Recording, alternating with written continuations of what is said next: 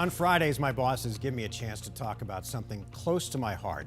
And this week, as almost all of our attention, rightly so, was focused on the coronavirus, we missed an important anniversary. 50 years ago, on April 13th, Jim Lovell heard an explosion outside of his Apollo 13 spacecraft and uttered those famous words, "Houston, we've had a problem." Of course, we know that the greatest minds on Earth and on that ill-fated spacecraft came together in the face of calamity and were able to figure out a way to get home, which, let's face it, is what we're all trying to do right now.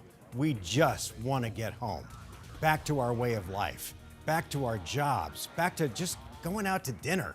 We want a paycheck instead of a stimulus check. But to get home, Lovell and his crew knew that they had to do everything right. One mistake, doing one thing too early, and it would have been one of America's worst disasters instead of one of our greatest triumphs. So in our zeal to reopen the country, we need to Apollo 13 the hell out of this. We can't afford a false start, or all of the sacrifice and economic destruction, all of the lives and careers and businesses that have been ruined will have been for nothing. We can get home, just as Jim Lovell, Jack Swigert, and Fred Hayes did, but we have to get it right. We can't give in to the most basic human instincts of fear and panic, which we all have right now.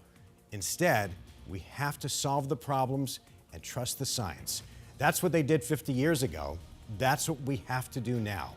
And here's hoping that when the history books are written, they will show that America tackled and triumphed over COVID-19 with the same resolve and grace under fire that we did with Apollo 13.